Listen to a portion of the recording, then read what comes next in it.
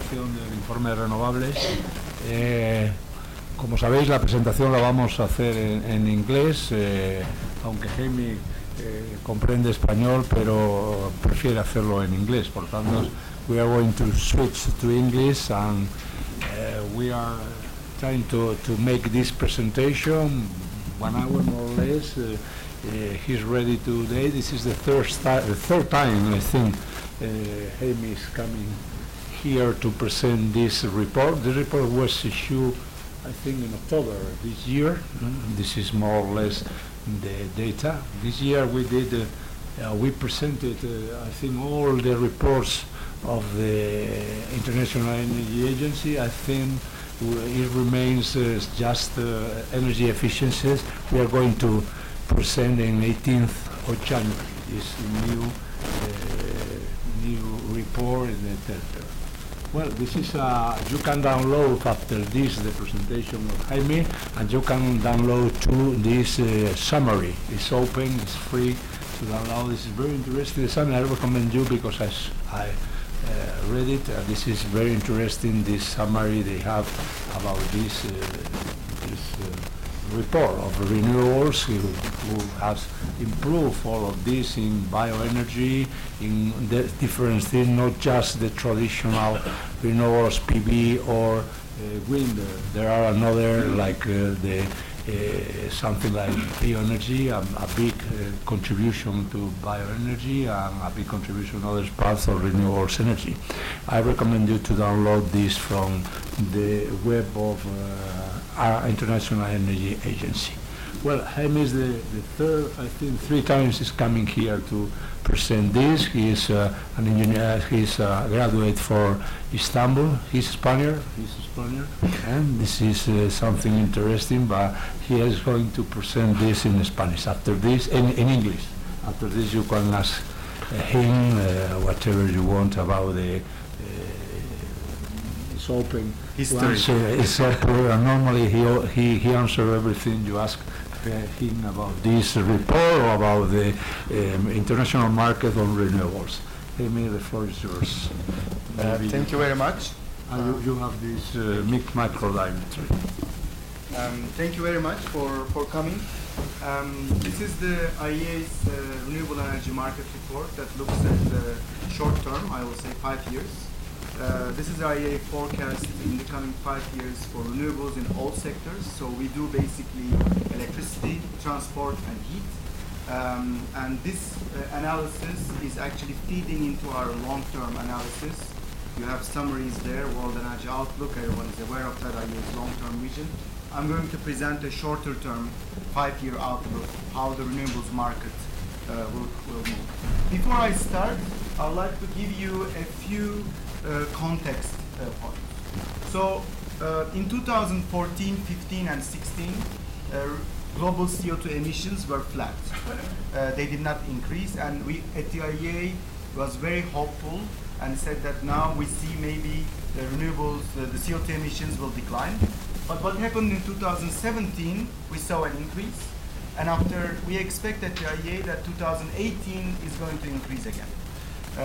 Because economy is growing globally, especially in the emerging economies, and this growth, unfortunately, is not yet bringing the CO2 emissions down. Oh, I have to change. You have to change the micro. It's not working. ¿Oís bien? Bueno, ¿oís ahí atrás bien, Antonio? No lo oías bien. You're going to start again. Okay. Ahora lo oís bien, ¿no? So the second important point is that energy efficiency improvement is not as good as before.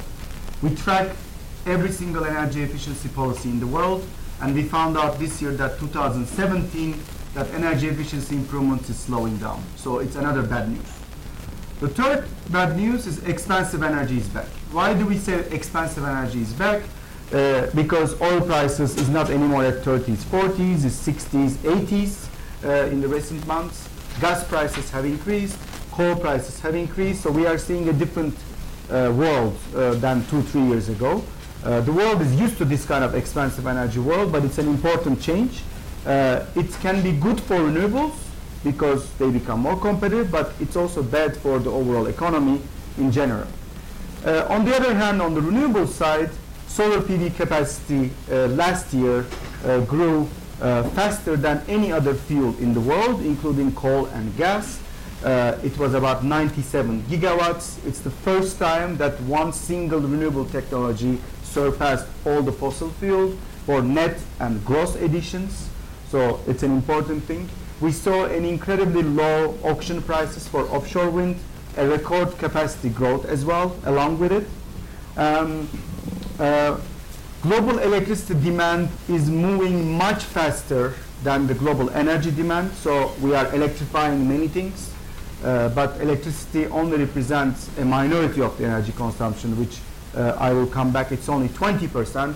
The other 80% is transportation, houses or buildings, and industry. So the other 80% is much more difficult to deal with. So at the IEA, last year we look at the blind spots. When we say blind spots, we mean that the energy or demand areas where there is an incredible demand today, or there will be a very increased, very significant growth in the future. What we did last year is the petrochemicals. We looked at petrochemicals, we looked at the air conditioners in order to understand these sectors better. In this report, we looked at bioenergy. Because bioenergy actually represents currently today 50% of the global renewable energy consumption. We don't talk about it. We don't like to talk about it because it's a controversial topic, especially within the European Union, within the Asia, everywhere it has been a controversial topic. We usually neglect it, especially after the significant growth at solar PV and wind, the cost reduction, we forget to look at it. So in this report, we try to look at it a little bit more closely to bioenergy. When I say modern bioenergy here, I exclude anything that is traditional, which means in the developing countries, they burn type of biomass, which they cut the forest, put and cook in an open fire. I'm talking about modern ways of using bioenergy. It is indeed 4 times much larger than solar PV and wind combined. But why? The picture is here. It's consumed not mostly in electricity, but in heat, which means in buildings and industry, and transport. It is the only renewable technology that can directly penetrate these 3 sectors at the same time. The others can indirectly contribute to these sectors. Not forgetting the other renewable technologies, hydropower, solar PV, wind, and others. They are mostly present in the electricity sector and a little bit in the heating sector. This red bar that you see here, electricity from renewables, at the IEA we calculate how much renewables your electric radiators use, or how much renewable electric cars are charged. We are trying to calculate that because it's the European Union definition of calculating the share of renewables in our systems. At the IEA, we knew that bioenergy was leading. We knew that bioenergy led the growth in the last 5 years in terms of renewable energy consumption, but we did not know that it also leads the future. It is the renewable energy consumption by technology you see here. I'm talking about consumption here, which means the energy that we consume, not the electricity generation. It's the endpoint. And in the next 5 years, we expect bioenergy to grow fastest among all renewables, including PV, wind, and hydropower. The reason why is actually on the side. It's because it's used in buildings and industry, and a little bit in electricity and transport. I'll come back to that later. Overall, we expect renewable energy consumption to grow by 30% in the world, covering only 40% of the global energy demand growth. It's still very small. When you look at the forecast in terms of share of renewables, which is what matters actually, how much renewables are in our energy system, electricity is by far the most successful technology. Today, or last year, 24% of global electricity came from renewables. But when you look at for other sectors, the picture looks completely different. In renewable heat, it's only 10%. In transport, it's only 3.4% in 2017. And you see our forecast here. Electricity is basically growing 1 percentage point every year to reach about 30% in 2023. Heat is growing only by 2 percentage points, and transport is basically flat because we see in the next 5 years oil demand much larger than the renewables penetration into this sector. When we put all these pictures together, we have overall share of renewables. The red line that you see is basically very close to the heat. There are two reasons because of this. Because heat is the largest sector in renewables, and you do the weighted average, it falls there. Electricity is pushing it up, transport is pushing it down. You end up about 10% for all renewables. And we expect it to grow to about 12.5%. Just to give you a context, if we take this line and move it forward towards 2030, we will reach about 2040, we will reach about 18 to 19%. In our sustainable development scenario, which is in line with the Paris Agreement, we need to reach 31%. So the difference is huge. So this picture doesn't take us to where we want to go in terms of the Paris Agreement. Currently, the negotiation is going on in Poland. When we look at the picture of renewable energy consumption within the country, European Union last year was actually the largest consumer of renewable energy, not because of electricity, actually because of the policies that basically drive the growth of renewables in buildings and industry. In terms of European Union demand, industry and buildings represents about 50%. The rest is electricity and transport. When you see the future though, the picture will change. We expect China catching up with the European Union, actually surpassing it in 2023. Mostly its growth will come from the electricity sector, but we also expect a lot of starting growth in the coming 5 years from the transportation and industry and building sector. One important highlight is Brazil. If you look at the red dots, is the share of renewables within the energy system. Brazil stands out significantly, about 45%. The reason is very simple. Brazil has a pure bioeconomy. So its blending rate is about 27% for gasoline of biofuels. 95% of the cars are flexi-fuel, which means they can use 100% of ethanol. Ethanol is competitive with gasoline there today with these prices. So people use change.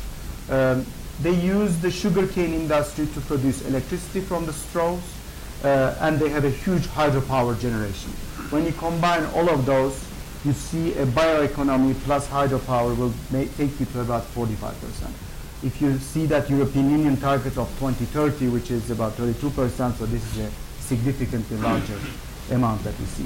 But European Union is the second largest share in terms of after Brazil. We expect it to reach about 20% in 2023.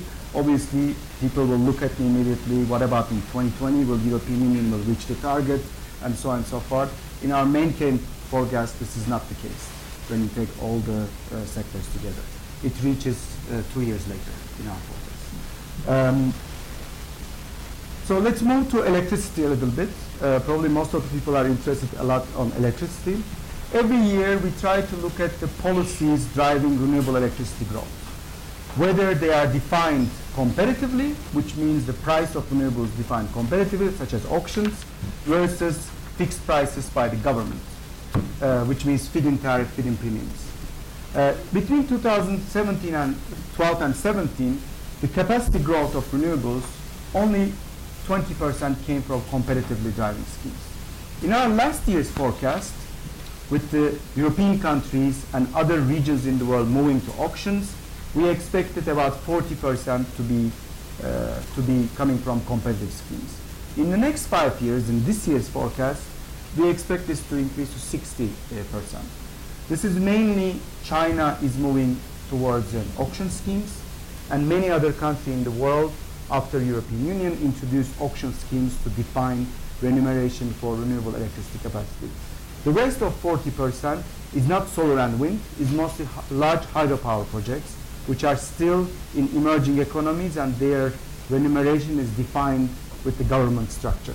integrated utilities. So that's the part which is the case. This results in very competitive auction prices. We are all watching all around the world. We collect every single auction in our IEA database. We have an auction and PPA database. And then we average them, we weighted average them, and try to present them in regional forms in the book, but these are the global averages. As you can see, onshore wind prices for the commissioning dates are reaching 20 to 50 on average around the world. Offshore wind, after the European Union auctions, is getting around 70 to 80 dollars. These are dollar values, not euros. Solar PV, in some cases, offers lower prices than onshore wind, and bioenergy is bumpy because of the nature of the different feedstocks that are used. It depends on biogas, wood pellets, and so on and so forth in different parts of the world. But we are seeing an incredible decrease here. Obviously, someone needs to look at these auctions, whether they will be delivered on time, if they will be delivered on price, on the price that is announced, if there will be delays, and we are trying to track all these developments at the same time. Let's look at our electricity forecast. This is capacity growth by gigawatts, last 15 years and next 15 years. We expect 40% of all renewable energy plants to be installed in China in the coming 5 years, followed by European Union and the United States. Last year, European Union had the 3rd place. This year, it has the 2nd place for 2 reasons, because we increased our European Union forecast and decreased our United States forecast. I'll come to the European Union later. The reason why we decreased the United States forecast, I was sitting here last year after the Trump administration. There was a question about it, and I said we will analyze the new policies and try to understand and reflect on the forecast. Exactly 11 months later, I'm here saying that we revised down the United States forecast. The reason is very simple. There are 3 major pillars of this. One is the new tax reform. Actually, it's not good for renewables. It's good for existing assets, but for new assets, because the incentive scheme is a tax credit. So when you decrease the corporate tax rate, the value of tax credit declines. It becomes more expensive to finance projects. And we saw last year that some projects were canceled. They were not bankable anymore. The other reason is the import tariffs on solar PV and steel tariffs, which affects all the renewables, especially wind and solar PV, which made those projects more expensive. This morning, the United States announced the Q3, the 3rd quarter solar PV deployment is the lowest since 2014 because of this. So there's a slowdown in the United States market. India follows with the ambitious solar PV program, and our forecast does not expect India to reach its ambitious targets of 100 gigawatt solar PV because of challenges, especially related to grid integration and financial health of the utilities. That's why our forecast is not reaching that target. And Japan, Brazil, and the others follow. In the other category, as you can see, there's an important increase. The reason is very simple, because renewable policies are spreading around the world. Many global utilities, I will say, such as Iberdrola here, Enel Green Power in Italy, and many others in the world are moving to other countries where they can make profits and develop projects. It's a reflector of this. And every time that we do the forecast, we look at the drivers, the policies, and the challenges. And we identify 3 main challenges in the renewables market. One is policy uncertainty, the other one is grid integration or network availability, and the third one is affordable financing. And we look at how, if those policies are addressed, what can happen with the renewable energy market. And the picture is 25% more in our forecast. We do this analysis country by country. If you have specific questions, what we take into account, I can explain it in the question and answer section. Overall, we expect about 1.3 terawatts of renewable capacity growth in the next 5 years in the accelerated case. Just to give you an example, this is probably the size of all Europe, maybe even more. The whole European capacity will come online coming by this. The picture on the technology side is on the solar PV side. basically. Solar PV growth is basically equal to all renewables combined in our forecast, in both main and accelerated case. The reason why is not that simply it's cheaper, because it's not true. In some cases, it's more expensive than onshore wind, actually, but it is more modular. We analyzed in the book this year why solar PV is leading the forecast. It's not about the price, it's also its size. It can be installed in an off-grid installation versus a residential project or commercial project or a 1 gigawatt power plant. So you have a lot of investors that you can attract in this size, and it doesn't have a height. What I mean by it doesn't have a height, it's easy to install, it's flat, it's not like a wind project, which is a construction project. When I say make jokes, a solar PV project is a Lego project rather than a construction project compared to wind, because you can install a solar PV plant in 4 months very easily. You cannot install an onshore wind plant in 4 months. It takes more time just to have the foundations, roads, transportation, and so on and so forth. So countries who want to achieve immediate growth of renewables will choose solar PV because it's much easier to do. It has less risk for investors, and so on and so forth. And it doesn't have a lot of social acceptance issues like wind technologies have, mainly in Europe. And another very good advantage is that it can be very closer to the demand. It can be small, so closer to the demand, you can connect it to distribution grid, and so on and so forth. Actually, the part which plays an important role in our forecast is not the utility scale solar PV, is the orange bar, which is the distributed, makes the difference. Distributed generation PV accounts for 45% of the growth in the coming 5 years in our forecast, and it has the largest upside in the accelerated case. What is the driver of distributed PV? The discussion that, again, last year we had here, and I promised that we will do more analysis on the distributed generation policies. This is here, distributed generation policies. We looked at every single country, how they remunerate excess generation for PV plants, either at the old generation with a fixed tariff, or retail tariff, which is a net metering scheme, or wholesale price, or something we call value-based price. Just for me to explain the value-based price, it's a price usually between wholesale market price and the retail price, but the regulator or a government defines according to the value to the system, which means in Australia, for instance, they assume that solar PV installations or for residential projects reduces the CO2 emissions. They add a cost premium on top of the tariff. Some states in the United States take into account the investment avoided for the new generation or investment avoided for the new transmission or distribution lines, but also additional investment, which means it goes both ways, it's both minus and plus. It's a new tariff design, and we argue that it's more equal to design the tariffs more on a value base rather than simple price. The world is moving towards this direction, and our indication shows that still 50% of the global growth of PV will come from fixed tariffs, mostly in China. But there's an important shift to value-based tariffs, slowly. The countries are designing more value-based tariffs. China is one example. Many countries in the European Union are moving towards that direction. Also in Asia and Pacific, they are trying to remunerate PV in a more fair way between the operators versus the distributed investors, distributed network investors. We also looked at how much utilities will lose money because of distributed PV. This is the question that everyone asks. We only could calculate it for the self-consumption part because the other is very complicated to calculate.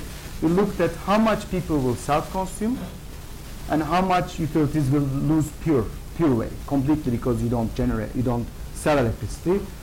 We expect that it will quadruple to $12 billion in 2023.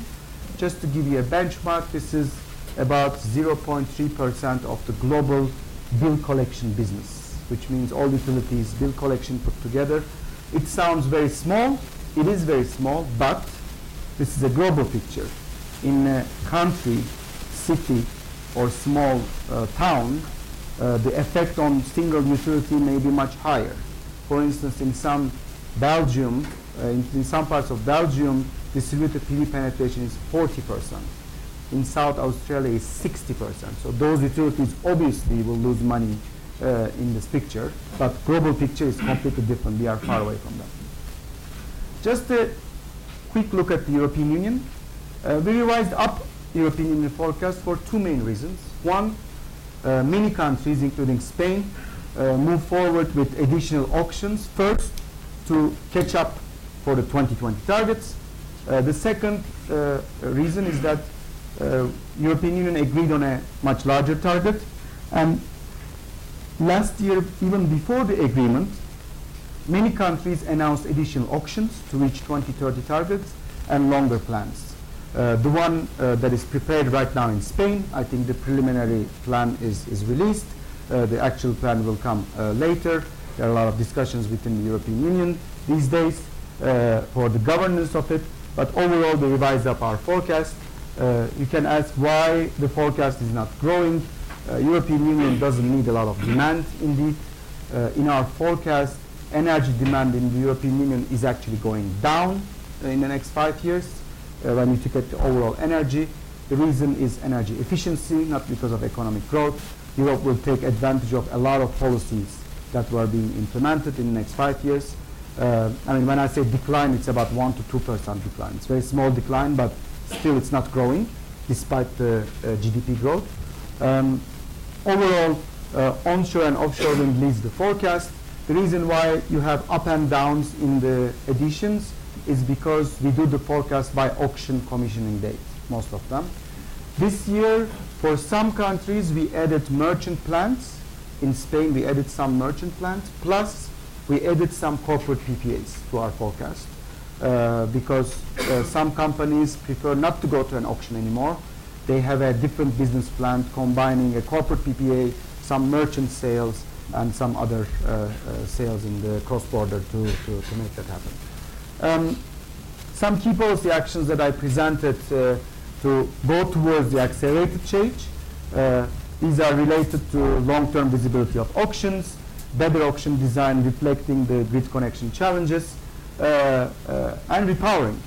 Repowering is becoming a big issue. Next year, again, I promise, we will look at repowering next year in the report, because in Germany, Spain, and California, these three places, repowering will be a big deal in the coming 5 years because the fleets are old, wind fleets are old, so it's one of the trends that is coming up. There needs to be a policy around repowering. Repowering is not like you change the hydropower turbine. It's completely different for wind. Faster grid build-out and provide clarity on the distributed PV, the policies that I mentioned. Just to move quickly to biofuels, we expect biofuel production to increase by 16% globally, mostly on the ethanol side, and Latin America, mainly Brazil, and Asian countries lead this growth. In Asia, the driver of biofuels or biodiesel is not climate change, is not climate change mitigation. It's actually energy security. They want to save on their import bills. They have local resources. They produce ethanol and biodiesel to basically reduce on their import bills. In the EU, we will see a decline in the production, mainly on the biodiesel side. This is because of the new regulation, which basically wipes out some of the biodiesel production, which doesn't meet the emission reduction standards in the new target. Advanced biofuels policy in Europe is well accepted, but we expect only 1% of the global biofuels production to come from advanced biofuels. When you look at the overall transportation system, road biofuels represents 85% of the global renewable consumption, followed by aviation, rail, and road electricity. Electric vehicles still represent very small minority today in 2023, despite their significant growth. But the perception that electric cars are renewable is obviously wrong. We also calculated how much electricity, renewable electricity, will come from for the electric cars, electric vehicles. It's only 30% in 2023, The other 70% will be from mostly coal and gas, fossil fuels. Obviously, electric cars have an incredible benefit on pollution, which you suffer here. We definitely suffer in Paris because of the diesel cars mostly, and it brings a lot of value. And electric cars also are the smallest part of the electric vehicles. Most of the electric vehicles are from motorbikes, buses, and tuk-tuks in Asia, which also enter in our database. Electric cars are very, very small in this picture. We look at a little bit closer to aviation. This is the demand in the future that will grow very fast, and the renewables are inexistent currently, like very small share. But there are 100,000 flights already today are flown with biojet fuel, with voluntary company initiatives, airline company initiatives. It's currently 35 to 40% more expensive than fossil fuels. And these are advanced biofuels. There is only one airline product, aviation product that is approved currently today in the advanced biofuels. It's called HEFA. The best case is 40% more expensive. The worst case is double, triple. So we are still far away from the side. What we did, we took this cost premium of biofuels and put in the context of a flight from London to these destinations, just to understand how much it will cost per passenger with a 15% blend of biofuels in your flight. And from London to New York, it's about $10 per passenger. I leave it to you to assess whether it is expensive for a $600 ticket. Obviously, for a business class ticket, the share is much smaller. But don't get me wrong, I'm not arguing that, or we are not arguing at the IEA that passengers should pay the cost premium, but it should be this just to illustrate the cost premium. What does it mean? But I think we think it should be a combination of passengers, industry, and government policy, because it's not about a demand problem, it's also a supply problem. It's a cyclical. You need to create demand to move the supply, you need to support supply and give the demand, so it's a very complicated issue in this sense. Last but not least, we looked at the potential for industry. This is also forgotten part. Renewables are used in the industries where bioenergy waste exists, such as paper and pulp, alcohol, sugar and ethanol industry, agribusiness, food industry. In these industries, there's bio-waste that is produced because of the process that is used to generate either electricity or heat successful. But those industries are the minority of the demand. The largest demand is steel, aluminum, chemicals, and cement. We looked at cement a little bit closely, and European Union is actually has a very good share of bioenergy and waste use in cement industry. The average is 25%, but in some European countries, such as Germany and UK, it's 60 to 70%. Best plants operate on bioenergy. Because cement is an easy industry to use, because it's very high temperature, you can separate and burn almost anything you want. But in the other parts of the world, where actually the cement demand is from, is China and India, the share of bioenergy use is close to zero. We looked at the potential if those countries implement the waste management policies that are implemented in the European Union. In these countries, waste is usually not priced. When I say not priced, you can basically burn it on the field, or you don't have to recycle it, or you don't have to use it in a sustainable way. In the European Union, there are very strict rules on waste. So which means there's a price on waste, which means it's a product that can be used. And we calculate that the potential with the improved waste management policies, and we realize that the potential is huge, and then it can increase the share of bioenergy and waste in the cement industry from 7 today to 14% in the next 5 years, which is an incredible increase for a large-scale industry. Just to wrap up everything, we have an accelerated case, as I mentioned. We looked at the accelerated case for PV, as I showed, and we tried to compare the upside on the bioenergy side, as it was the focus. So adding transport biofuels accelerated case, cement, sugar and ethanol industry, aviation biofuels, all together. Actually, the potential of bioenergy, which can be used in an accelerated way, is equal to electricity. Despite we are talking about always electricity, but there is the other potential. And this potential is mostly from waste.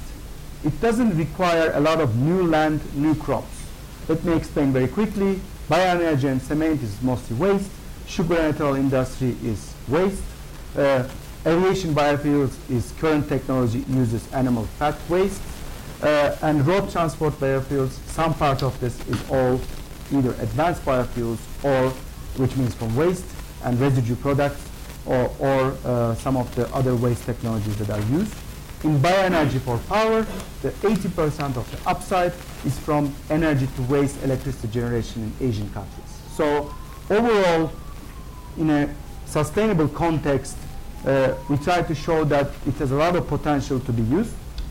Just to finish, I put some of the conclusion slides and we can go to the Q&A. The cost reductions are very good success.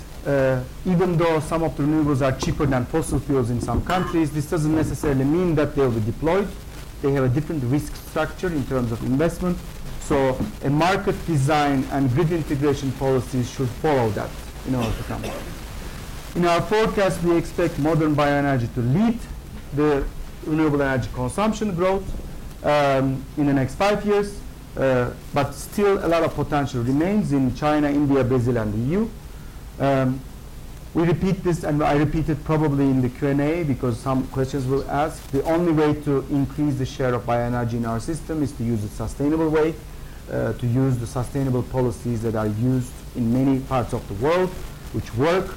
Good policies are in the European Union, in Brazil, in California, for instance, the new design taking into account the life cycle emissions of the thing. If you look at the IPCC report for the below 1.5 degree, you will see that bioenergy plays an incredible role in combination with CCUS because there is no other way, actually, if you want to decarbonize most of these sectors. And renewables are not enough. You need efficiency and other clean energy technologies. And there are 4 trends that are following this: electrification, energy efficient renewable policies together, and direct use of renewables in the heating sector, and for the longer term, green hydrogen or blue hydrogen, however you call it. It's coming up very quickly to the market, and IEA is working in all these 4 areas of work in the coming 2 years in our work program. Thank you.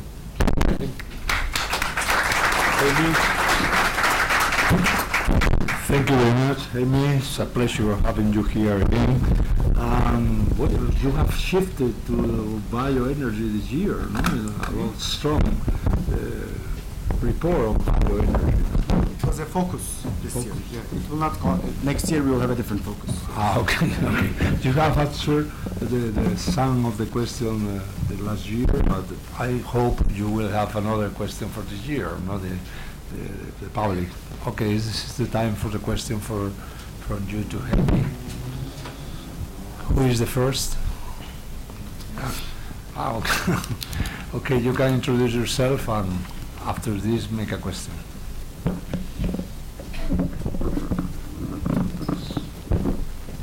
I'm Heymi Bahar. First of all, can you hear me? Okay, Yeah, it's okay.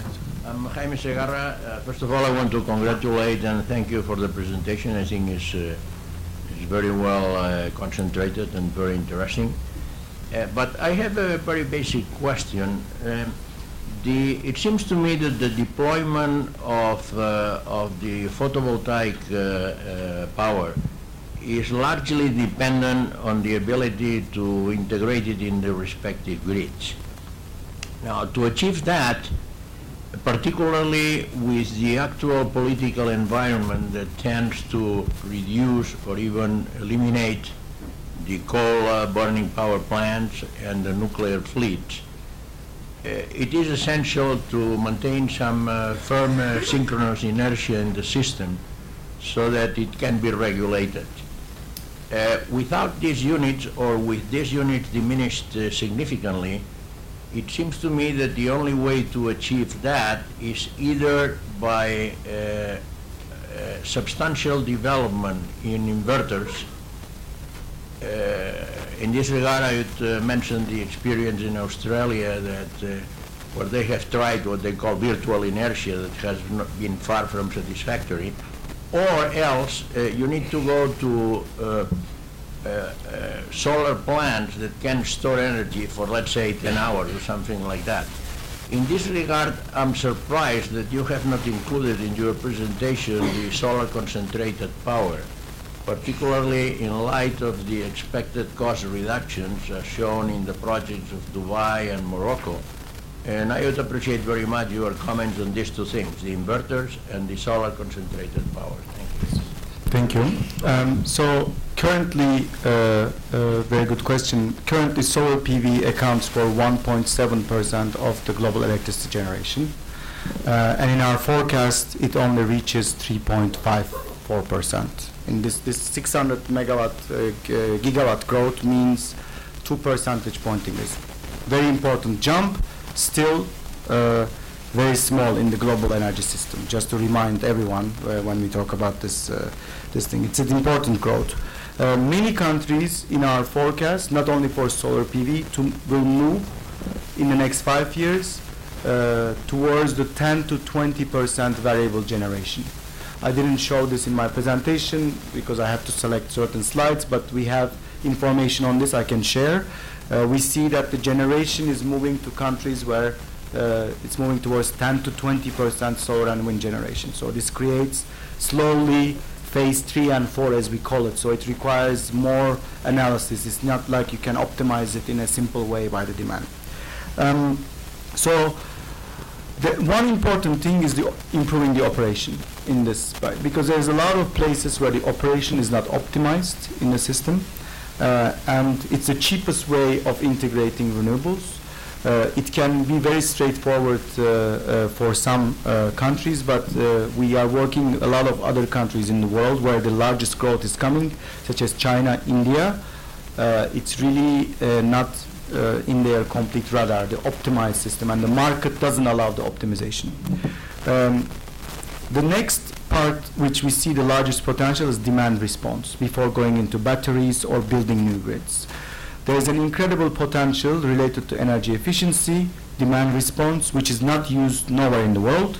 It's very little. Only some parts of the US has policies to use it. So before going into that, we expect some developments there before going into the balancing mechanism of the or additional storage. On the CSP, we have a specific CSP forecast. Again, I couldn't present it here because of the time reasons. We have a specific CSP slide. It's online. I can send everyone this slide. We expect the global CSP capacity to double in the next 5 years. And the majority of the growth will come from Middle East and Africa.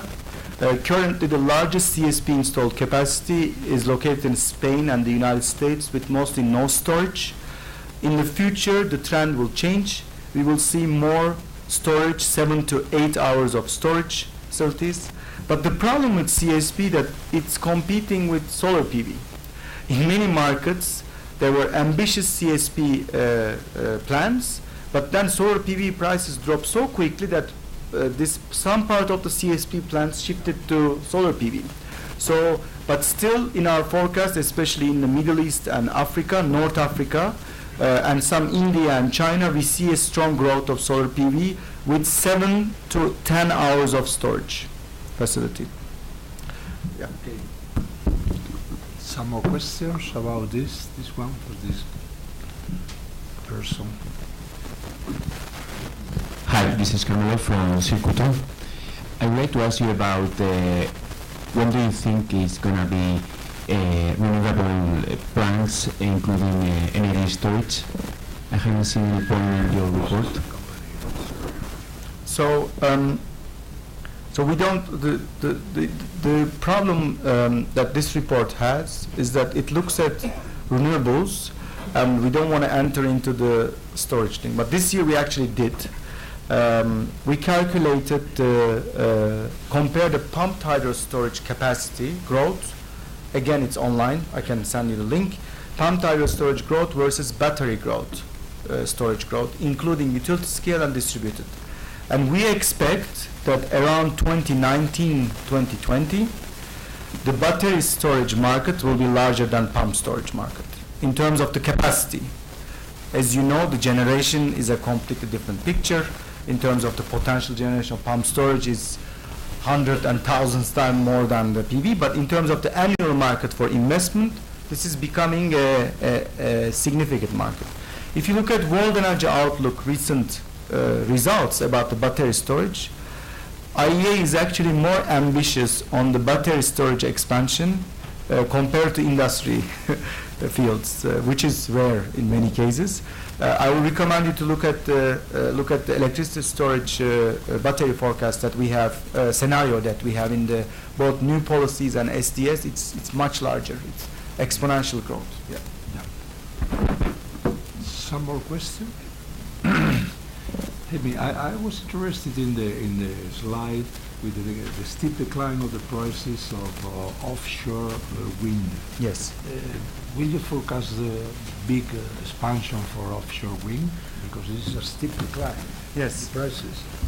So we have a forecast for offshore wind, which is tripling in the next 5 years. So today, Europe or everywhere. So today, 18 gigawatts of offshore wind plants are installed globally, and about 80% or 90% are in European Union.